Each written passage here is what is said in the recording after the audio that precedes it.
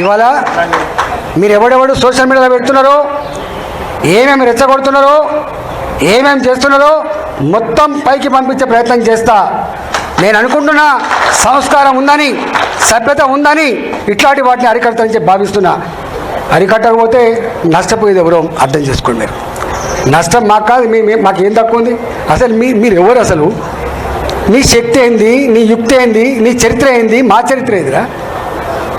2002లో వచ్చిన నా జిల్లాకి, 2002లో వచ్చిన జిల్లాకి 2 సార్లు నేను జిల్లా పార్టీ అధ్యక్షుడిగా పనిచేసిన, నేను 2 సార్లు జిల్లా మంత్రిగా పనిచేసిన. నేను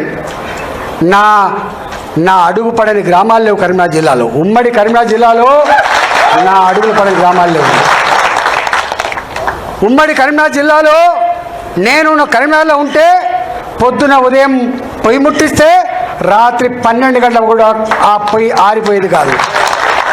ఒక్క హుజరాబాదు, ఒక కమలాపూర్ వచ్చిన వాళ్ళు కాదు బిడ్డ, మొత్తం కరీంనగర్ జిల్లా మొత్తం వచ్చేది. పక్క పంటున్న జిల్లాలు కూడా అప్పుడప్పుడు వచ్చిపోయేది. ఇవాళ నేను 2 సార్లు 40 ఫ్లోర్ లేదని చెప్తున్నా అంటే నాకు తెలియని జిల్లా ఉంటుందా? నేను పోని మండలం ఉంటుందా? నేను మాట్లాడినటువంటి జాతులు ఉంటాయా? మీకు మా చరిత్ర తక్కువ తెలుసుకోడు. మీ చరిత్ర మీకు తక్కువ తెలుసు. నేను ఆర్థిక మంత్రిగా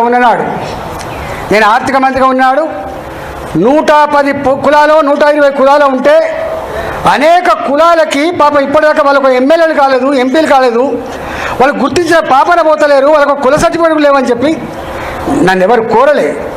నేనే ఒక 40 రోజుల పాటు 40 డేస్ యావత్ తెలంగాణ అన్ని కుల సంఘాల నాయకులతో బాజాప్తా అసెంబ్లీలో మీటింగ్లు పెట్టి, నేనే వాళ్ళకు భోజనాలు పెట్టి, నేనే మీకు లీడర్ని, మీ సమస్యల పరిష్కారం కోసం ఉన్న బిడ్డనని చెప్పిన నేను 40 రోజుల పాటు ఆ పనిచేసిన. 40 రోజుల పాటు అన్ని సమస్యలు తెలుసుకున్న తర్వాత నేను ఒక బీసీ కాన్క్లేవ్ అని చెప్పి బీసీ పార్లమెంట్ సభ్యులను, బీసీ శాసనసభ్యులను, బీసీ శాసన మండలి సభ్యులను, ఆనాడు మా స్పీకర్గా ఉన్న మసూనాచారి గారిని, ఆనాడు కౌన్సిల్ చైర్మన్ ఉన్నటువంటి స్వామి గౌడ్ గారిని, మంత్రులందరితో ఒక మీటింగ్ పెట్టిన. 3 రోజుల పాటు పెట్టాను నేను. ఈ నోరు లేని వాళ్ళకు మనం దిక్కు కావాలి. తెలంగాణ రాష్ట్ర ఏర్పాటు కేవలం భౌగోళికమైనది కాదు. తెలంగాణ రాష్ట్ర ఏర్పాటు ఈ జాతులకు స్వేచ్ఛ కావాలి, ఈ జాతులకి ఫలితం అందాలనేటువంటి సంకల్పంతో ఉన్నది. కాబట్టి మనం వీళ్ళ కోసమే చేయాలని చెప్పి 3 రోజుల పాటు చర్చించాం మేము. దాని ఫలితమే 250 రెసిడెన్షియల్ స్కూళ్ళు ఇవాళ బీసీ రెసిడెన్షియల్ స్కూల్ వచ్చినాయి. దాని ఫలితమే ఇవాళ ఎస్సీ రెసిడెన్షియల్ స్కూల్ కూడా ఎక్కువ వచ్చినాయి. దానికి ఫలితమే ఎస్టీ రెసిడెన్షియల్ స్కూల్ వచ్చినాయి. దాని ఫలితమే 78 కులాలకు ఆత్మగౌరవ భవనాలు వచ్చినాయి. ఇక్కడ వెలమ హాస్టల్ అంటూ ఉండే, గౌడ హాస్టల్ ఉండే, పద్మశాలి హాస్టల్ ఉండే, కొన్ని పెద్ద కులాలకు మాత్రమే ఉండే. అలాంటి వాళ్ళకు కూడా ఇక్కడ ఉండాలని చెప్పి, పేదవాళ్ళకు ఉండాలని చెప్పి 78 కులాలకు ఆత్మగౌరవ భవనాలకి జాగలు ఇచ్చి ఇలా జీవోలు ఇచ్చినటువంటి దాంట్లో ఈటల రాజేంద్ర అనుకుంటూ గుర్తుపెట్టుకోండి. ఈటల రాజేంద్ర చరిత్ర గది. ఈటల రాజేంద్ర గారు ఎన్నడూ నా వార్త పేపర్లో వస్తుందా రాదా, నా వార్త టీవీలో వస్తుందా రాదా, నాకు ఈ సోషల్ మీడియా అంటే ఎందుకు తెలియదు. నేను ఇప్పుడు చూడండి, నేను దానికి అడిక్ట్ అయినోడు ఏమైపోతున్నాడు కదా, కానీ వాటిని చూసుకోవడం కాదు. ఈ సోషల్ మీడియా గివిటి చూసి మురిస్తోని అంతకంటే కూడా కాదు. ఇవాళ మళ్ళీ చెప్తున్నా, ఎప్పుడు కూడా ధీరుడు వెనుదిరిగాడు గుర్తుపెట్టుకో. అది సందర్భం అయితే రియాక్ట్ అవుతాడు, సందర్భం అయితే బయటికి వస్తాడు, సందర్భం అయితే మాత్రమే మాట్లాడతాడు. భరిస్తాం. ఎక్కడ భరిస్తాం? మీరెట్లయితే భరించలేక ఇక్కడికి వచ్చిందో మీ అంతరాత్మని అర్థం చేసుకున్నా. నేను మళ్ళీ చెప్తున్నా మీకు, హుజరాబాద్ గడ్డ మీద రేపు ప్రతి ఊళ్ళో మన వార్డు మెంబర్ ఉంటాడు.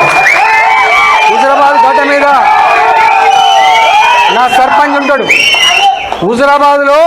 ఎందుకంటే ఒక్కరోజుతో బంధం కాదు, అది 25 ఏళ్ళ బంధం. అది నన్ను నమ్ముకొని ఉన్నారు మీరు. 2021లో గన్ని 100 కోట్ల రూపాయల ప్రలోభాన్ని అడ్డుకొని అన్న కోసం నిలబడ్డోళ్ళు మీరు. మిమ్మల్ని నేను చాలాసార్లు చెప్తా, కాళ్ళు కడిగి నెత్తిలో పోసుకున్న హుజరాబాద్ ప్రజలు రుణం తీసుకోవాలని చెప్పి స్టేట్మెంట్ ఇచ్చాను నేను. ఆ ప్రజల మీద సంపూర్ణమైన నమ్మకం ఉన్నాను నేను. ఆ ప్రజల మీద సంపూర్ణమైన విశ్వాసం ఉన్నవాడిని కాబట్టి మీరు నిజంగానే ఇవాళ ప్రజలు బాధపడుతున్నారు కాబట్టి నాకు ఇక్కడ పని ఉన్నమాట వాస్తవం. కానీ తప్పకుండా ఇక్కడ నాకేం ఎలక్షన్ లేవు, లోకల్ బాడీ ఎలక్షన్స్.